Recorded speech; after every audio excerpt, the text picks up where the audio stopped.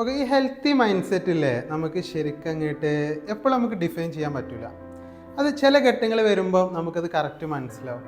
ഇപ്പോൾ നമ്മുടെ മുണ്ടക്കയിൽ അപകടം ഉണ്ടായ സമയത്ത് അതിൻ്റെ ന്യൂസ് ചാനൽസിലൊക്കെ അതിൻ്റെ വിവരങ്ങൾ വന്ന സമയത്ത് അതിന് താഴെ ഒരുപാട് പേര് കമൻറ്റ് ചെയ്യുന്നുണ്ട്, നിങ്ങൾ എന്തിനാണ് അവിടെ അത്രയും പ്രശ്നമുള്ള സ്ഥലത്ത് പോയി ദുരന്ത ബാധിത മേഖലയിൽ പോയി താമസിച്ചത്, നിങ്ങൾക്ക് വേറെ സ്ഥലത്ത് താമസിക്കാമായിരുന്നില്ലേ.